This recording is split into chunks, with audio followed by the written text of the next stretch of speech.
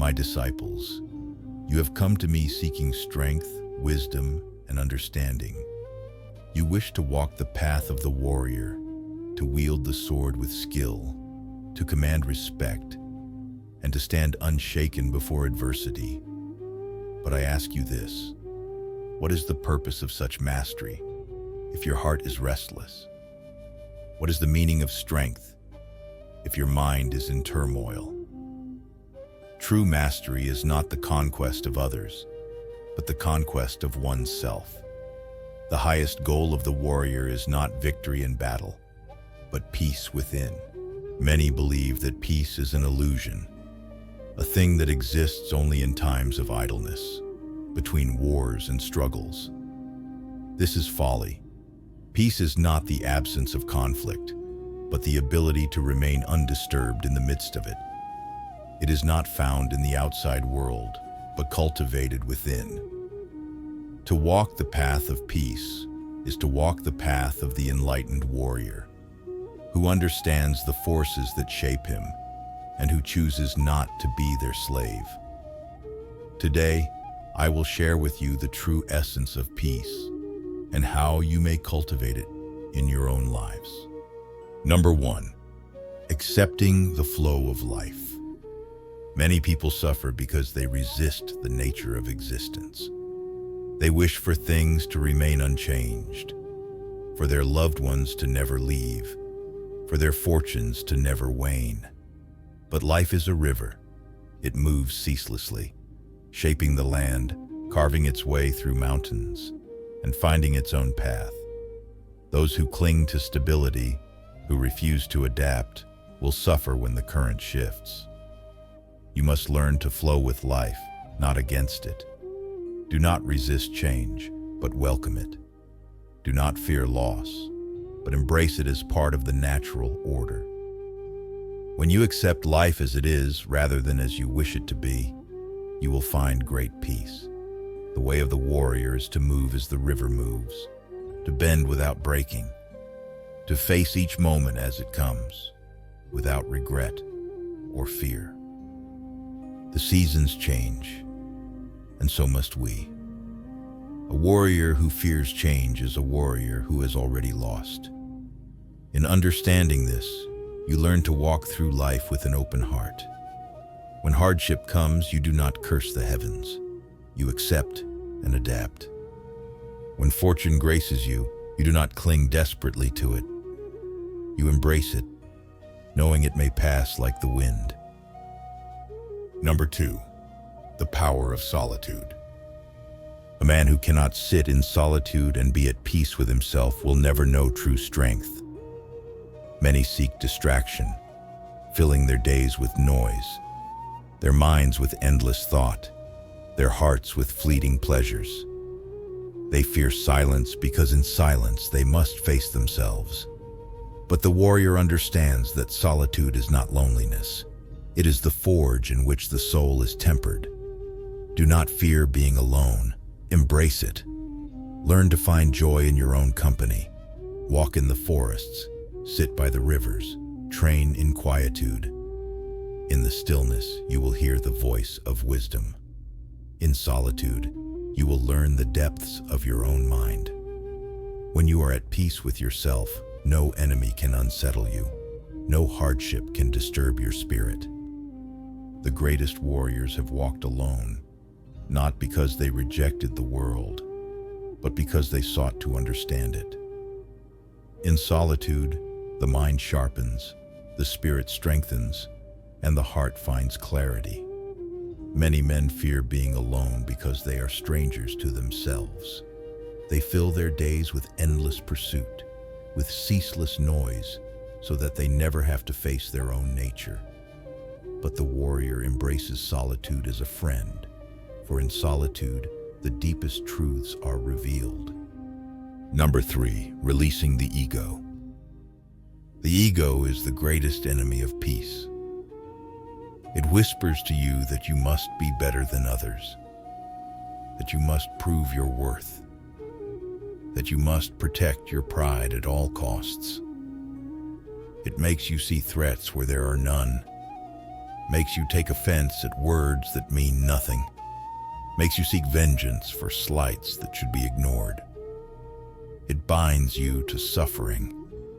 Let go of the need to be seen as powerful. Let go of the need to be right. Let go of the need to win every battle. The warrior who does not fight unnecessary wars is the warrior who endures. The one who is free of ego is the one who walks through life unburdened. Humility is not weakness. It is the highest form of wisdom. It allows you to see the world as it is, without the distortion of self-importance. A warrior must ask himself, do I act from wisdom or from pride? Many conflicts arise not from necessity, but from ego. A slighted word, an imagined insult, an urge to prove dominance. These things lead men to ruin. But the wise warrior knows that true strength lies in restraint. He fights when necessary, but never out of pride. He acts with purpose, not with impulse. To be empty does not mean to be weak. To be empty is to be formless, to move without hesitation, to act without the weight of self. A cup that is full cannot receive water.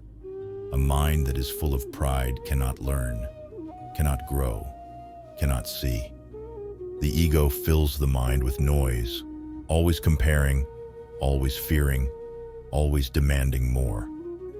But when the ego is cast aside, the mind becomes like still water, reflecting the world clearly, free of distortion. True peace cannot be found in titles, in victories, or in the praise of others. A man may be called master, lord, or champion, but these are only words carried by the wind. The world gives names, and the world takes them away. The wise man does not hold on to them. He does not seek to be known, for to seek recognition is to bind oneself in chains. To be free, one must walk unseen, neither craving glory nor fearing obscurity.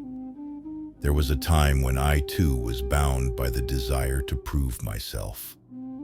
I sought strength, I sought recognition, I sought to carve my name into history with the edge of my blade. But as I walked the path of the sword, shedding each unnecessary burden, I found that the greatest weight was not the sword at my hip, nor the battles I fought, but the self that I carried, and so I let it go. When a man releases the self, he releases fear. He no longer clings to life, and so he no longer fears death. He no longer craves victory, and so he no longer fears defeat. He moves as the wind moves, not out of desire, but out of necessity, flowing with the natural rhythm of the world. Such a man cannot be controlled, cannot be broken, cannot be disturbed, for he has nothing to protect. He is empty, and in his emptiness, he is unshakable. Those who seek peace will not find it in seeking. Peace is not a prize, not a reward, not a possession to be claimed. It is the absence of disturbance, the stillness that remains when all else has fallen away. The man who abandons his need to be someone, to be recognized, to be praised, he alone will know the true depth of peace. Number 4, mastery of breath and body. A mind in turmoil reflects a body in turmoil. An undisciplined warrior will find himself easily exhausted, both in battle and in life. If you wish to find peace, first master your body and your breath. Every movement should be deliberate, every action controlled. Train not only in combat, but in stillness. Learn to hold yourself with composure, to move without waste, to breathe with awareness. The breath is the bridge between body and mind. When fear grips you, when anger burns within, return to the breath. A warrior does not allow emotions to rule him. He acknowledges them, but he remains their master. Through controlled breath, Through disciplined movement, you bring order to chaos, and in that order, peace is found. To control the body is to control the mind. A warrior who moves with precision moves with intent. Every action, no matter how small, reflects discipline. The way you stand, the way you eat, the way you train, these are reflections of the inner self. Master them, and peace will follow. The body is the first teacher. Through its motions, you will learn the language of discipline. Begin with the foundation. Posture. Stand tall with your spine aligned, not rigid but with the ease of a tree rooted in the earth. A body that is aligned in its stance reflects a mind aligned in its purpose. It is not enough to simply be strong. You must train your body to be responsive, flexible, and swift.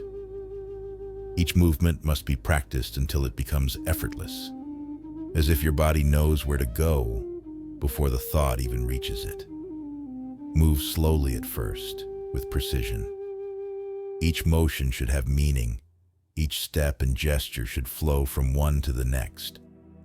Begin with simple exercises and gradually increase their complexity.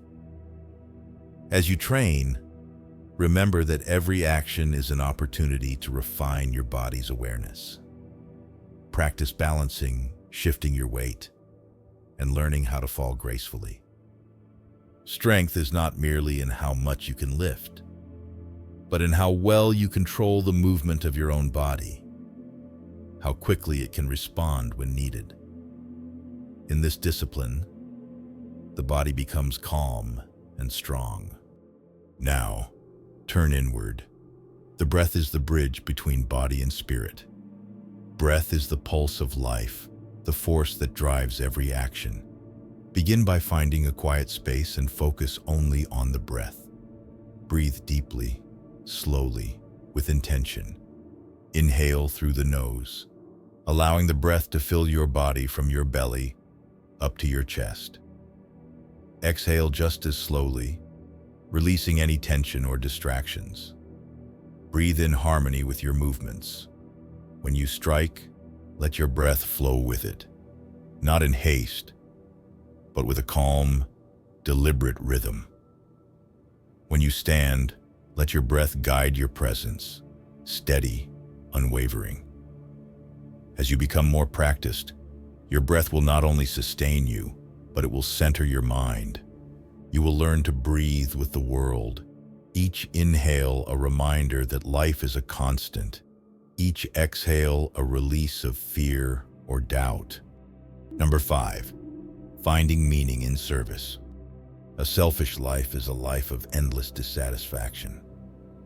A man who seeks only for himself will always feel empty, for no matter how much he gains, it will never be enough. But a man who lives for something greater than himself will find fulfillment. To serve others, to uplift those around you, to use your strength for the good of the world. This is the path to true contentment. The warrior does not hoard his power. He uses it to bring balance. The wise do not keep knowledge to themselves. They share it freely. If you would find peace, ask yourself, how do I serve? What do I give? In giving, you will receive the greatest treasure of all, purpose. And in purpose, peace flourishes. True warriors do not seek power for their own glory. They seek it to protect, to guide, to uplift. A life spent in service is a life spent with meaning. When you dedicate yourself to something beyond your own desires, you free yourself from endless craving. You walk with certainty, knowing your path serves not only yourself, but the greater good. To live in service is to live with humility. True peace cannot coexist with pride, for pride binds the spirit. It binds it to the small and narrow view of self. When you place yourself above others, when you seek to raise yourself higher, you create division between yourself and the world. This division breeds conflict, both within and without. But in service, there is no division. There is only unity. You recognize that you are no greater nor lesser than those you serve. You are one with them. The warrior who serves the greater good is not concerned with personal glory or recognition. He is concerned with fulfilling his duty with honor, with grace, and with integrity. Service teaches you to transcend ego. Ego is the root of all suffering. When you cling to your sense of self, when you elevate it above all else, you are cut off from the truth of the world. The truth is that you are part of everything, and everything is part of you. The trees, the sky, the mountains, the rivers, all these things are interconnected. They are not separate from you, nor are you separate from them. To serve is to acknowledge this interconnection, to realize that your actions, no matter how small, ripple out into the world, affecting others in ways you may never understand. When you serve, you act with the awareness that your life is not your own, that you are part of a larger whole. This is the essence of peace. When you release your attachment to self and live for something greater than you can fathom. When you live a life of service, you act not out of obligation, but out of love. This love is not romantic or fleeting. It is a deep and abiding love for the world and all of its beings. It is a love that transcends the personal, a love that seeks only to give, to nurture, and to protect. You serve because it is in your nature to do so. You serve because the act of serving brings you closer to the truth of existence. Through service, you learn to give without expecting anything in return, to work without desire for reward, and to act without the need for recognition. In this, you discover a profound freedom, a freedom that is unencumbered by the weight of selfish desires and the constraints of ego. Number 6. Facing death without fear. How to face death? It is a question that carries great weight, for death is both the end and the beginning. It is a natural part of life, yet it remains the greatest mystery, the greatest fear that every living being must face. The sword, the path of the warrior, is one that often brings us face to face with death. But the true path of the warrior is not one of fear, not one of clinging to life, but one of peace in the presence of death. In the moment of death, all that remains is the clarity of your heart and the truth of your life's actions. Many live in fear of death, as if it were something to be avoided at all costs. But the truth is that death is not something outside of us. It is part of our existence. To live is to die, and to die is to live. Therefore, we must approach death with calmness, understanding, and acceptance, not with resistance, not with denial. First, you must understand that death is not an enemy. It is not something that lurks in the shadows, waiting to strike when you are least prepared. Death is a part of the flow of nature, like the turning of the seasons, like the rising and setting of the sun. Just as the tree must shed its leaves in the autumn, so too must the warrior shed the self when the time comes. There is no shame in death, nor is there glory in avoiding it. Both are the natural course of existence. The warrior must live with this awareness, embracing death as an integral part of his life, not something to fear or resist. To face death without fear, you must first rid yourself of the attachment to life. This does not mean that you seek death or wish for it prematurely. It means that you do not cling to life as something precious or permanent. Life is a gift, yes, but it is not yours to hold on to forever. When you cling to life, you are bound by it. Your actions become governed by fear, by the desire to preserve your existence at all costs. But in reality, to live in fear of death is to live in a prison of your own making. You're no longer free. The key to facing death without fear is found in the way you live. To live with honor, to live with integrity, to live with purpose. These things give your life meaning, and they prepare you for the moment of death. When the time comes, you will not be concerned with what you have not accomplished or what you still wish to do. You will know that you have lived true to your path, that you have given all that you have. And in that moment, there will be peace. There will be no regrets, no fear, no struggle, only the quiet acceptance of the inevitable.